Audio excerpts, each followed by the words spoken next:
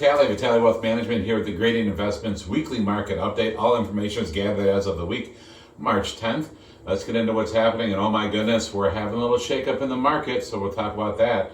The week in review, major U.S. indices posted another negative week amid ongoing trade and tariff uncertainties.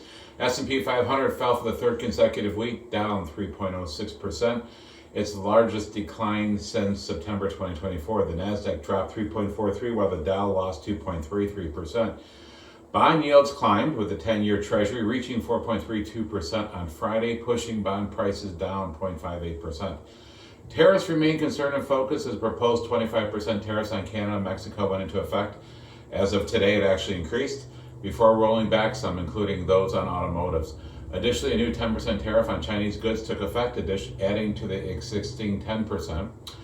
And of course, we're talking about reciprocal taxes. Everybody's all ticked off around the country, around the world, but a lot of it is reciprocal. Friday jobs report signal moderation, with job gains slightly above last month's reading but below expectations.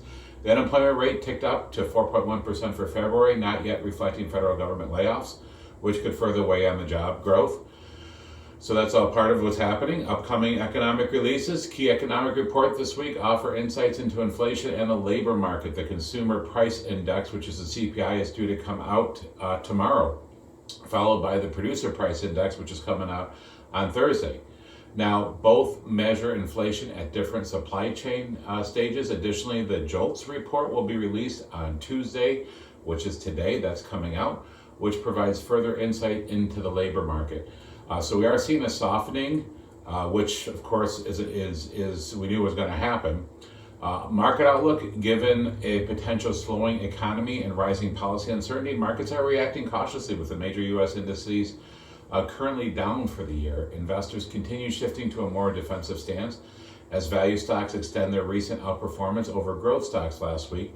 The Russell 1000 value climbed 2.4%, while the Russell 1000 growth fell 3.94%, which is a sharp reversal from growth's leadership over the last 2 years, which is what you've talked about, the G33 or the Core Select, as opposed to the G50. The G50 is more value. All eyes will be on tomorrow's CPI report for signs whether the hotter than expected inflation trends persist into February. January's core CPI, which excludes food and energy, came in above expectations at 3.3%, still above the Fed's 2% target. Let's talk about some recent activity in the Gradient portfolios. There were no changes in the investment portfolios last week. So remember, we got the G50, which is 50 blue chip value-based stock paying dividends.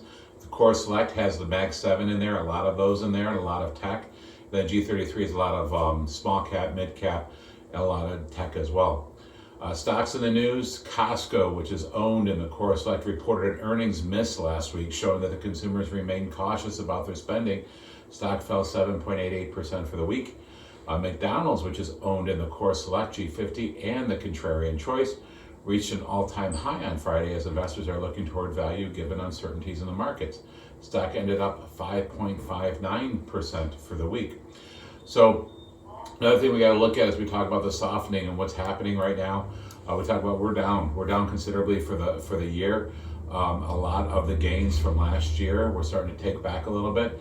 Everybody's all worried. Not everybody, but a lot of you who are worried and cautious, and rightfully so. You're like, oh my gosh, we had 22, which is a down 25% year.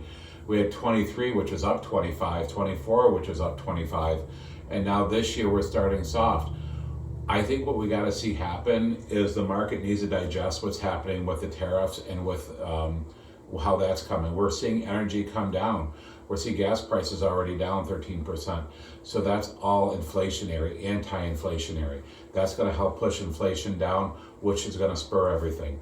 I'm trying to be positive on this outlook. I hope it's a very short-term pain for the long-term gain. That's what the hope is. Because once they get this in order, this happened before. It's not like we haven't seen this before. We saw this under the first administration when Trump was in, where the market went great, and then he started talking tariffs and trade, and then the trade wars happened. The market was down a little bit that year, but then it just went crazy the years after.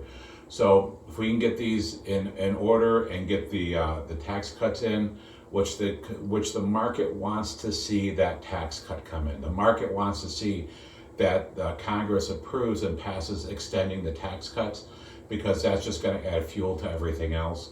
And then you're going to see the market return and come back strong. But it's got to get through this a little bit of upheaval right now. So that's it. That's it.